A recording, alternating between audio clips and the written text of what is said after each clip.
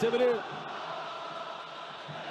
رفع الكرة داخل منطقة الجزاء، كرة مميزة للجزاء الرجوية، تسديدة جول.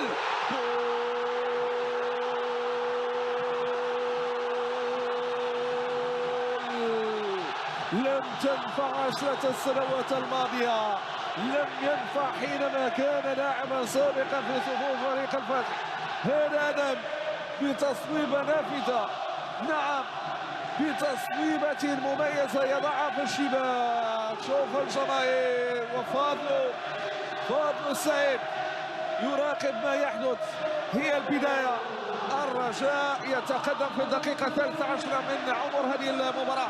خطأ في التغطية الدفاعية للفتح، ولكن أيضا إصرار للرجاء يتم التعامل معه، وآدم النفاتي لم يتردد بل تمكن من زيارة الشباك بشكل مميز. طريقة التمرير منذ البداية كانوا متحررين باللمسة الواحدة، تمريرة عرضية بعد ذلك الكرة، ولكن كعصيف بروكسود تمريرة عرضية، فرصة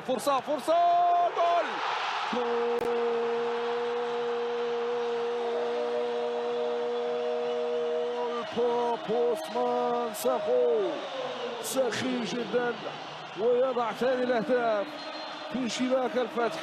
في الجهه اليسرى كان فارغ او كانت المساحه فارغه امامه، وتمكن من زياره الشباك. التموضع المثالي في الوقت المناسب وفي المكان المناسب يجعل ساخو يضع الكره في الشباك. باب عثمان ساخو يستثمر كرة عرضية جانبية ويضعها في الشباك. السعيد حتى الآن كرة بهذا الشكل وبهذا آدم النفاتي محاولة اختراق تمريره، جول ثالث.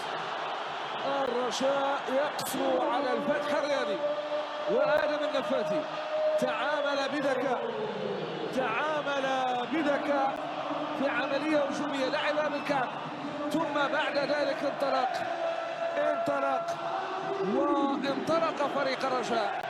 آدم النفاتي حاول التمرير، اصطدمت بالدفاع وفي الشباك. ينهار الفتح الرياضي حتى الآن، ونتابع الإعادة. شوف بالكعب بعد ذلك تمريرة من ساخو في غياب التسلل، ينطلق، تصبح الغلبة العددية. آدم النفاتي يترك أنفسهم حتى أيضا مع المنتخب الوطني خاصة المحلي. كرة من جديد للفتح، محاولة ممتازة، جول للفتح. الفتح يسجل الهدف الأول بكرة مميزة. هدف يأتي بهذا الشكل، 1 للفتح 3 للرجاء. كرة من جانب سرغات، تمكن من وضع الكرة في الشباك. هذا جانب من جماهير الفتح الرياضي التي تتابع المباراة في المدرجات. سرغات لعبها بذكاء ممتاز. يأتي بيكون بهذا الشكل العملية الهجومية، محاولة الاستلام عن طريق فريق الرجاء الرياضي. كرة الهدف، جول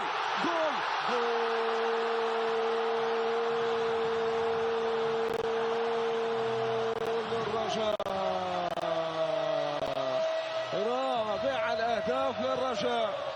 رابع الأهداف للرجاء.